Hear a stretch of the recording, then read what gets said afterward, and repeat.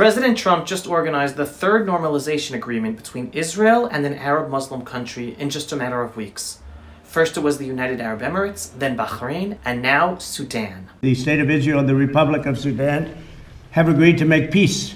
This is for many, many years they've been at odds, to put it nicely, and to normalize their relations.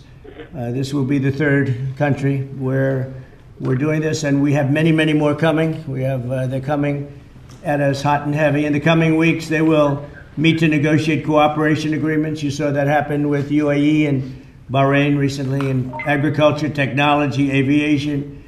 This is not something to sneeze at. This is huge. Not just for Israel, but for the United States and the freedom-loving world. These deals are a part of a growing Middle East alliance with the United States against Iran, China, Turkey, Russia, their proxies, and their allies. And obviously, this is huge for Israel. For decades, these countries have supported the ultimate destruction of Israel and boycotted Israel. These deals now create a whole new Middle East where Israel is a key partner with Arab Muslim countries in making the region more safe and secure against the Iran, Turkey, China, Russia axis, and makes Israel a key partner in creating a more successful regional economy in the Middle East. Now, before I continue, thank you for watching another episode of The Pulse of Israel, where I give you an authentic Jewish voice from Israel on what's going on. We upload 2 episodes a day, one on YouTube and one on pulseofisrael.com. If you haven't yet subscribed, please subscribe to our YouTube channel and sign up for the newsletter on pulseofisrael.com so you don't miss any of my videos. Okay. Now, understand this. For many Americans, foreign policy is not so important, but it is actually very important. America has been sending American soldiers to fight and die in the Middle East for decades, not to defend Israel, because we in Israel don't need that, and we don't want that. We want to fight on our own. But America has been sending soldiers to the Middle East to fight in Iraq, Syria, against Iranian forces, etc. These normalization deals between Arab Muslim countries and Israel bring a more forceful alliance in the Middle East against Iran, Turkey, and their proxies, instigating the violence. And it allows America to no longer need to send American soldiers to the region. So it's huge for America.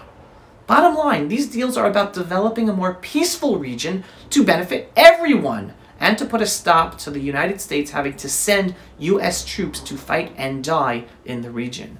So yes, this is huge for America, for the freedom-loving world, and not just for Israel. However, mainstream media in the United States and Israel are downplaying these deals as an aside. There is no excitement at all about these historic deals, and some in the media are even putting them down, as this one tweet by MSNBC journalist Chris Hayes exemplifies. Now, if you ask me, it's all about politics. It was the leaders of the left back in 1993, U.S. President Clinton, together with Israeli Prime Minister Yitzhak Rabin and Defense Minister Shimon Peres, who made the deal with the Palestine Liberation Terrorist Organization, so the left-leaning mainstream media were exciting about that development. Right-wingers like myself were called crazies and enemies of peace for saying that the deal would bring bloodshed, not peace. But the leftist mainstream media ignored us for decades. This is the same left in politics and the media that has told the world that peace between Israel and Arab Muslim countries is impossible unless Israel first destroys tons of Jewish communities in our ancestral homeland, Judea and Samaria, expel hundreds of thousands of Jews from their homes, all in order to create a state called Palestine. Now the left has been proven wrong by the 2 people the left hate the most, President Donald Trump in America and Prime Minister Benjamin Netanyahu in Israel. The left is going absolutely crazy. Their whole Middle East philosophy has been destroyed, totally and utterly destroyed. The fake cause called Palestine is not only not key to developing peace in the region, it is the actual problem that has prevented the development of peace in the region. And again, the political and media of the left are absolutely furious about this and doing their very best to totally ignore this development. Prime Minister Netanyahu recently made a very important statement about Israel-US relations on the heels of this latest normalization deal with Sudan. Netanyahu said that bipartisan support is important with the Republicans and Democrats, and he has had disagreements both with Republicans and Democrats in the past. But the fact is that for 25 years, we in Israel did not have an agreement, and under President Donald Trump, we now have 3 agreements. That's a fact. Yep, that is an extremely important fact, because for 25 years, they've been living under the assumption we have to create a Palestine. Now, here are some very telling tweets highlighting the despicable bias of the mainstream media, both in the United States and Israel, totally ignoring these unbelievable developments. Number 1, from the message of the left: distress in the justice system, problems with Shai Nitzan and Mandelblit, talking about Israel. Talk about submarines right away. Netanyahu makes peace agreements and changes the map of the Middle East. Talk about F-35s. It is strictly forbidden to refer to reality, because reality is the biggest enemy. But the people see through this, and the gap in favor of the right is growing. Tweet number 2. So the members on the right, do not fall for the media spins. Do not help them deviate us from the important issue of another agreement. And this time with Sudan. The same Sudan where the 3 famous no's were determined against Israel. This is a huge achievement for the state of Israel. And one more thing. Try to show understanding and compassion to friends on the left whose worldview has collapsed in front of their astonished eyes. And here's tweet number 3. When you are told about former Prime Minister Yitzhak Rabin, his character as a warrior and commander, we all must listen with respect.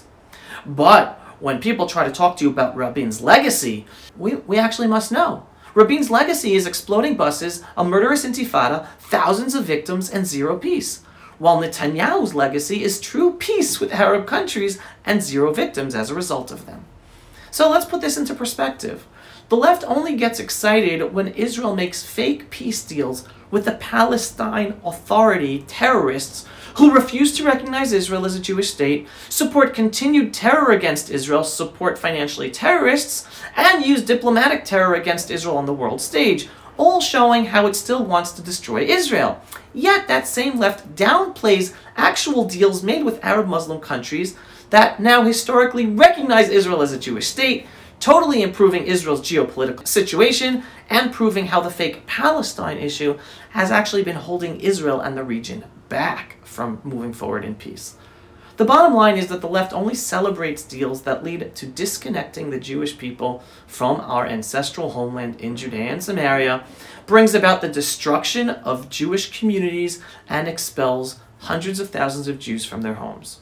However, all peace normalization deals that lead to normalizing relations with Arab Muslim countries without accomplishing any of those anti-Jewish acts generate the wrath of the left. This is an extremely sad exhibition of how the left ignores reality, politicizes everything, and is solely motivated to harm the interests of the Jewish people in our ancestral and eternal homeland. And this includes many fellow Jews on the left, both in the United States of America, Europe, and even in Israel. Folks, let the truth set you free. Follow us. I'm Avi Abelo for the Pulse of Israel, signing off in our eternal and ancestral homeland of the Jewish people, the wonderful and beautiful Judean hills in our homeland, Israel.